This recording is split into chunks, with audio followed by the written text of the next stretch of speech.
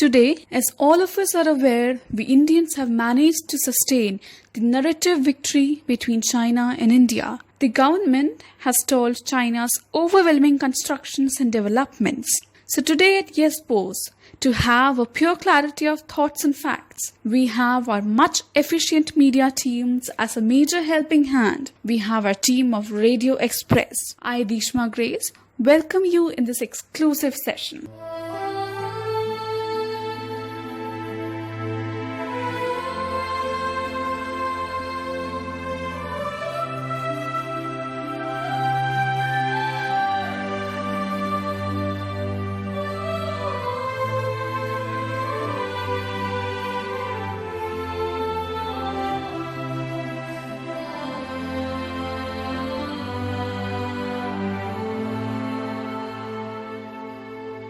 Amongst us, we have the man of ideas, inspired civil servant, Lord of Ideas.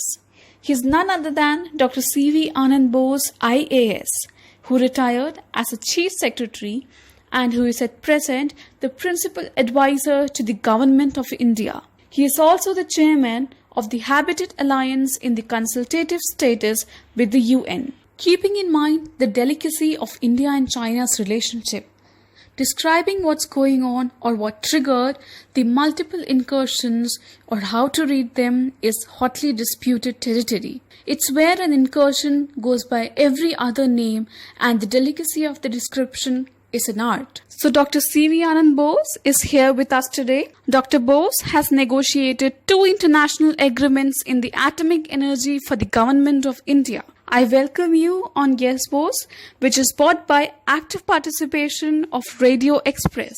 Dr. Bose, our Plato philosopher, here's a hearty welcome at Yes Boss.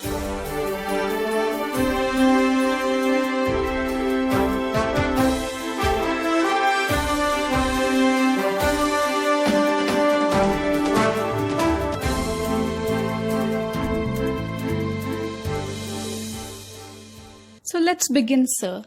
I'd like to know, what is your perspective on the present conflict of the Indo-China border? Yes. The barbaric and dastardly attack on the Indian soldiers by the Chinese speaks volumes for the treachery and uncivilized behavior of that inhuman army. Confucius has said, "Don't give a sword to a man who cannot dance. Only a refined man should hold a weapon." The essential carelessness of the rulers of that country is summed up by the Nobel laureate Pearl S. Buck in her novel Good Earth, which is written in the background of the depression and the famine in China. Pearl Buck says, "A dog barks when its master is attacked. I would be a coward if I saw that God's truth is attacked and yet would remain silent." Yes, truth has been attacked on the borders between India and China.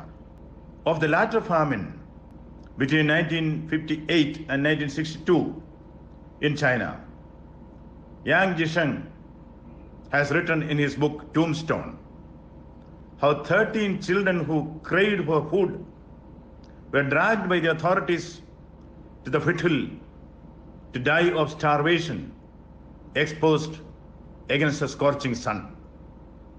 It is not time for us to forget that machine guns firing against the youth, filling the Tiananmen Square with the blood of young men who wanted some freedom.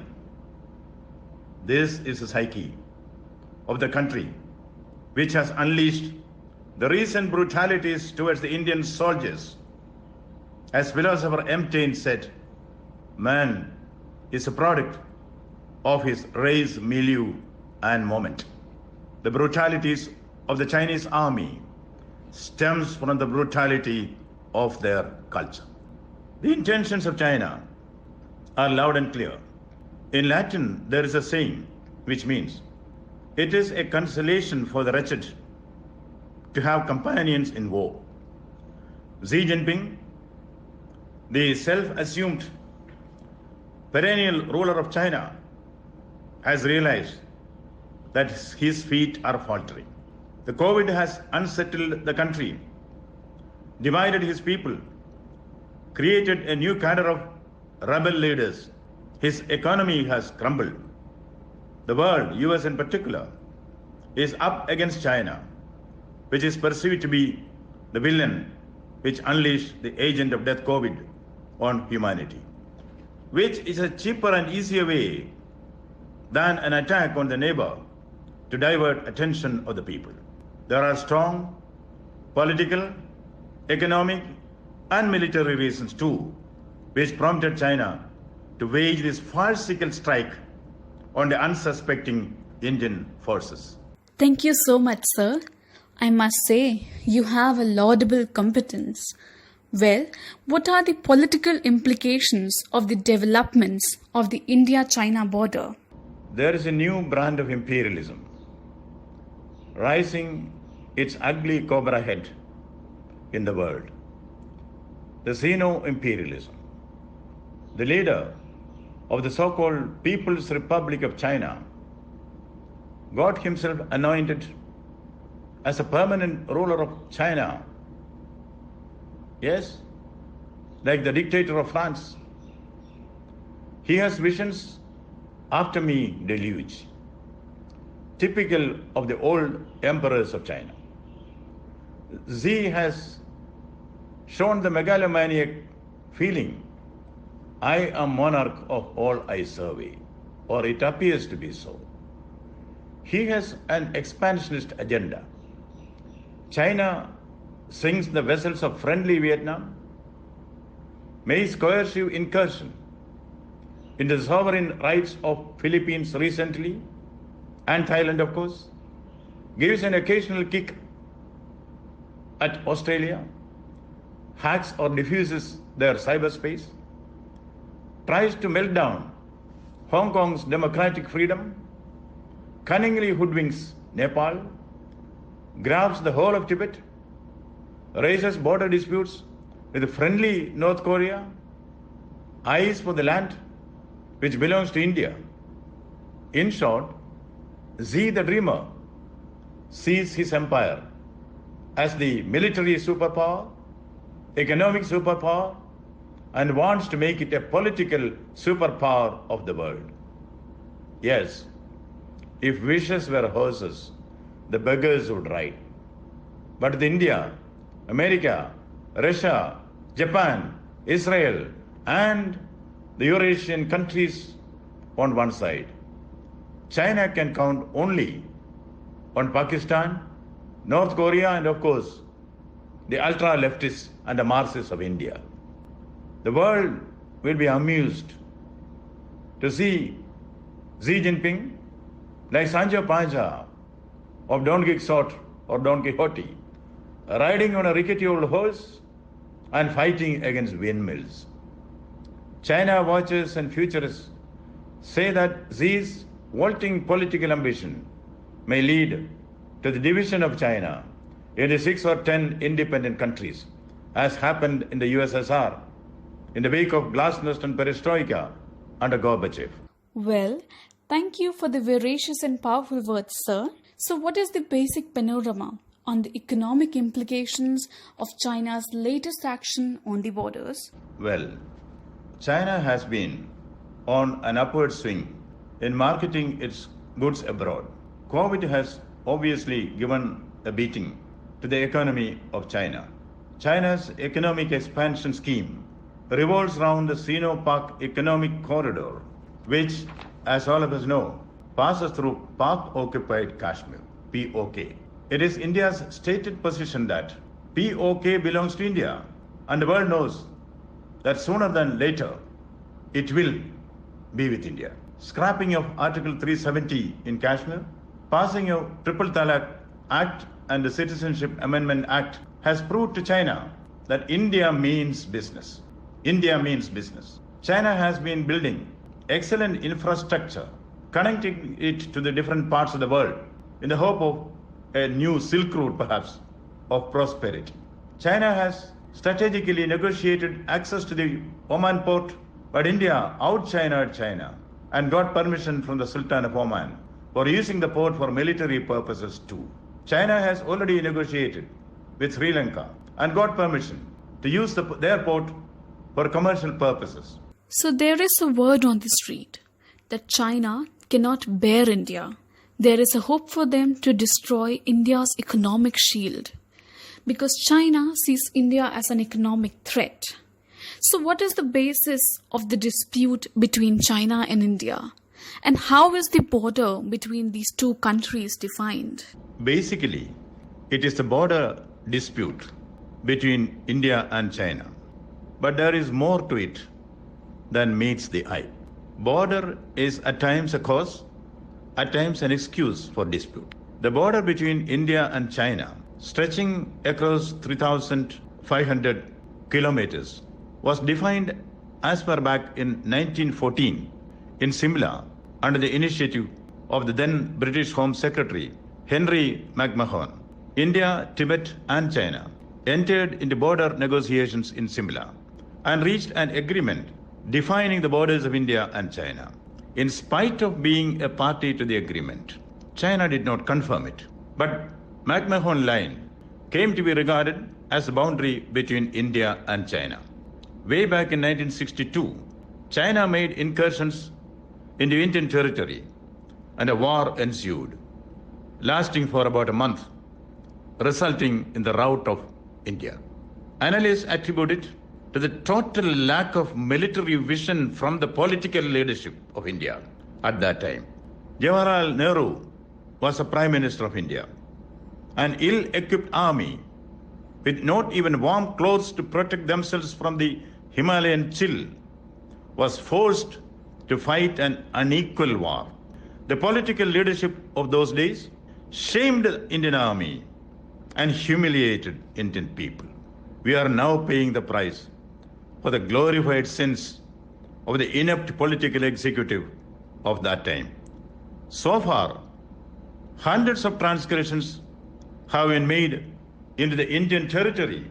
Then, in 1967, China made incursions into Indian territory. In 1975, they encroached into our land. In 1985, China laid claims on the integral parts of India in the northeast, and when Rajiv Gandhi was the Prime Minister at that time. China again attempted to cross over Indian border. In 2017, in Dokla, China again made border violations. Accidents are not accidental. There is a clear design behind it in military operations. Disrespect to the neighboring borders forms the crux of the dubious military policy of China. This is a legacy from Mao Zedong. Chairman Mao and his five-finger policy is diabolical in nature. According to him, when China occupied Tibet, Mao said, Tibet is a palm. Now there remain five fingers. The five fingers are Ladakh, Arunachal Pradesh, Sikkim, Bhutan and Nepal. China is implementing this five-finger agenda. First they sent COVID to cross the borders. Now they're asking their army to cross the borders. Thank you so much, sir. So next I have is a putative question. Where does the International Committee nation stand vis-a-vis India and China if there is an armed conflict? The question is hypothetical. There is no armed conflict now. As of now, subtle implications and stated positions show that the USSR, that is Russia, USA, Israel, Japan, and many European countries will align with India, directly or indirectly, in case of an armed conflict between the two nations. China will be left maybe with North Korea and Pakistan, of course. Though China is wooing Bangladesh and even Nepal to be with them overtly or covertly. Of course, they can depend on the communists of India who played the fifth column during the 1962 crisis. But in case of a conflict, the Indian communists will realize that those who side with the People's Liberation Army of China will have to rest in the people's jails of India for helping the enemy disrobe their motherland. Yes, public memory is not too short. During the India-China War in 1962, the communists took a devious stand and publicly stated, the land which China claims to be theirs and we ours. Some petty-minded leaders even went to the extent of saying, we should donate blood to the wounded Chinese soldiers. Political frenemies inside are worse than the military enemies outside. Well, I can surely sense the intense and compelling description. Moving on to our last question. Do you find any hidden relevance at the timing that China chose to launch the skirmish? Well, China is known for its dubious and diabolic sense of timing. They would like to fish in troubled waters only. In 1962, the Chinese chose to attack India when the Cuban Missile Crisis was at the flashpoint. USSR had installed ballistic missiles and nuclear weapons in Cuba at the very doorstep of USA. This was a successfully secretive retaliation to the American perfidy in installing nukes and missiles in Turkey and Italy within the proximity of the USSR. Both the nuclear giants came to a near clash. It was as if any pilot in a panic may press the button and end the whole world any moment. When the whole world was on tenterhooks, China chose to attack India. Even Soviet Union, which was with India, could not come to our aid because of the compulsions of the situation.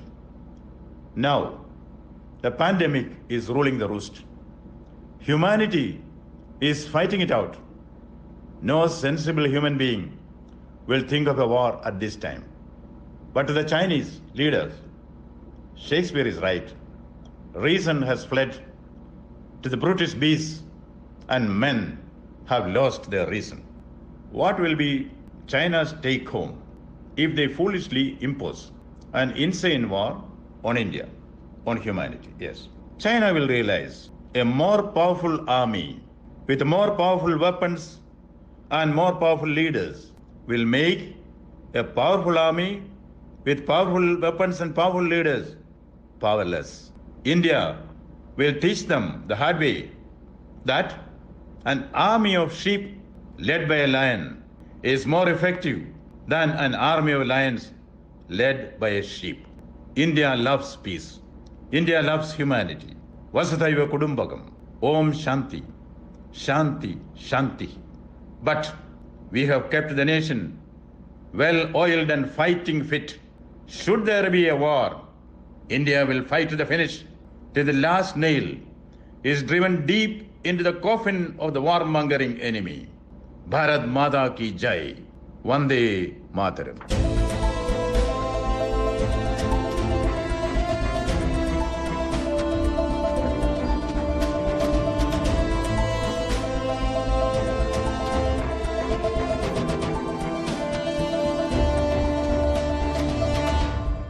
Thank you so much, sir, for your time and consideration. Here we move on to the conclusion of our today's episode of Yes Boss. We hope we were able to deliver the best of the bright side as we fight disinformation and misinformation and keep a pace with the happenings. We need to commit greater resources to news gathering operations. So we will be back soon in another episode of Yes Boss with a different subject. Signing off, Dhishma Grace from Radio Express.